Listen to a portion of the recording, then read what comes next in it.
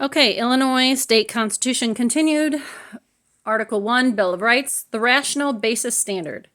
In cases on due process and equal protection, the courts apply differing levels of scrutiny depending on the nature of the interests being protected and, for equal protection, the kinds of the classification involved. In most situations, the courts will uphold a statutory division of persons into classes or treatment of persons within a class, if the courts can find a rational basis for those actions. There need not be a perfect fit between the government objective and the methods used to pursue it. But the method used must have a clear tendency to achieve that objective. Obviously, whether a particular law or governmental action meets this requirement is a matter for judgment rather than a precise standard. As examples, the courts have upheld laws imposing stricter procedure requirements on persons suing governmental bodies than on those suing private persons. Distinguishing in medical licensing between physicians trained in the U.S. and those trained elsewhere. Setting strict time limits on bringing suits for medical malpractice, but not other kinds of suits, and allowing the Chicago Park District to charge non-residents of Chicago higher mooring fees than residents. For cases on the rationality of discrimination and taxation, see the discussion following Article 9, Section 2 and 4. On the other hand, the Illinois Supreme Court has struck down laws that provided heavier penalties for one crime than for a somewhat different crime that was objectively more serious. A statute of limitations that applied different standards to residents and non-residents of the state. And a bail law providing that indigent defendants who had posted bail could have their bail money confiscated to pay the public defender, but not requiring indigent defendants who did not post bail to pay defender fees. These laws failed the rational basis standard since there was little difference between the two classes of persons involved in each situation. A little reason for treating them differently. Higher standards. Courts sometimes hold laws to a higher standard than a rational basis.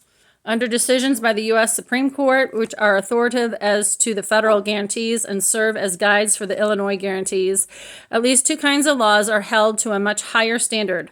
Those that interfere with a fundamental right, such as freedom of expression, voting, decisions about reproduction, or interstate travel, including, the abduction of children and the sex trade between your 50 states, yes. Or 2, discriminate on the basis of a suspected classification such as race, ancestry, or under the 1970 Illinois Constitution, sex. Doesn't mean being sexual, it means male or female. And probably also, what's your male or female connecting part? That's your own goddamn business, not anyone else's. Both federal and Illinois decisions require such laws to have a compelling governmental purpose to be upheld. Few survive court challenges. Section 3, religious freedom. The free exercise and enjoyment of religious profession and worship. The free exercise and enjoyment of religious profession and worship without discrimination shall forever be guaranteed, and no person shall be denied a civil or political right, privilege, or capacity on account of their religious opinions. But the liberty of conscience hereby secured shall be construed to dispense with oaths or affirmations, excuse acts of licentiousness, or justify practices inconsistent with peace or safety of the state. Let me read that again.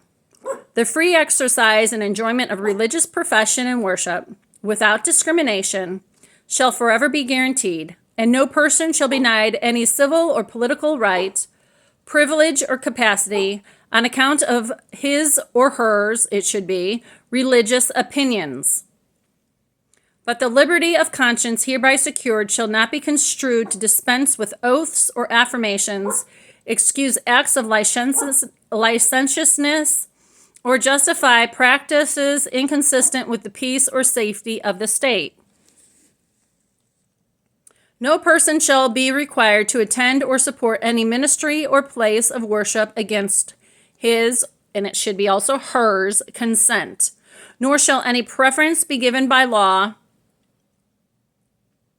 nor shall any preference be given by law to any religious denomination or mode of worship. Religious freedom has been guaranteed in all four Illinois constitutions. The current provision is unchanged except for punctuation from one in the 1870 Constitution. It largely overlaps the protections given by the Establishment of Religion and Free Exercise portions of the U.S. Constitution's First Amendment, which applies to states through the 14th Amendment. The British use the male form all the time. We, the people, you use both him and her. And you even allow people to just say it. So, yeah. In 1910, the Illinois Supreme Court held that prayer and Bible reading in public schools violated this section. Proceeding by more than 50 years, a similar holding by the U.S. Supreme Court. But the courts have not required total separation of the claims imposed by church and state. Illinois courts have ordered a blood transfusion for an infant to save her life over religious objections by her parents, held that a Catholic priest could sue for back salary, refused to condemn the use of public funds to mail a letter from a representative of parochial schools to parents of parochial students explaining the benefits to their deniance that a lower Illinois courts was attacked under this section.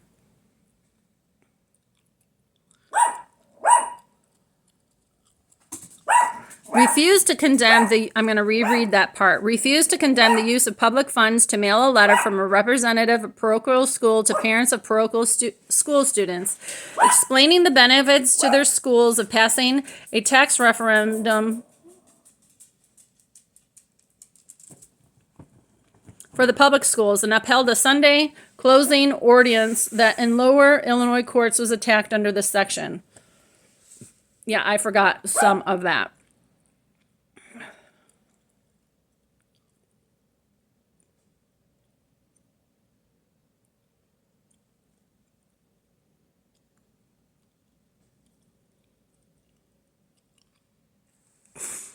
Article 10, Section 3 also contains a detailed prohibition on use of public funds to aid religious instruction. Section 4, Freedom of Speech. All persons may speak, write, and publish freely, being responsible for the abuse of that liberty.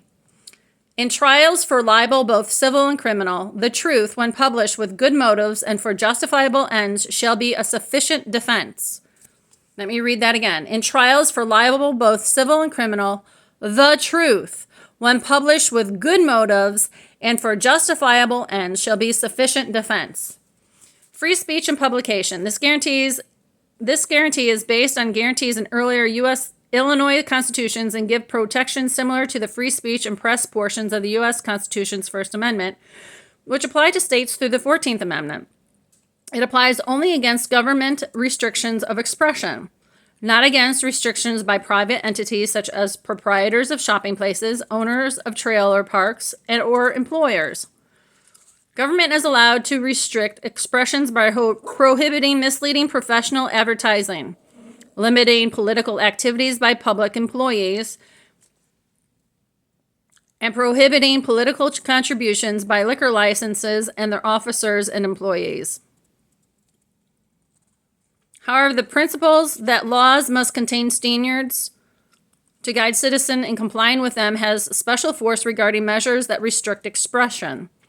There is a heavy burden on those who would impose prior restraint on expression, prohibiting it before it occurs. Government ordinarily may not impose such restraint, even on offensive expressions such as the marching of Nazis with swastikas.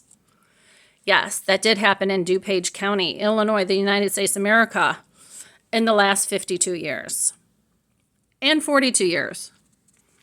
A government body may not impose disciplinary measures on one of its employees for comments on public matters that are not shown to be false or to impair the effectiveness of the employee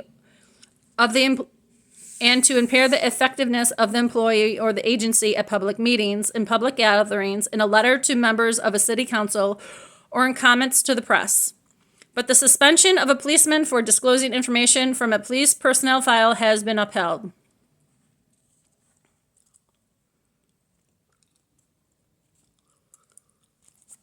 And I'm going to end there for today. Have a good day. And yes, you can read this for yourself online, but some people like to hear it read aloud. Peace. Good day. Toodaloo.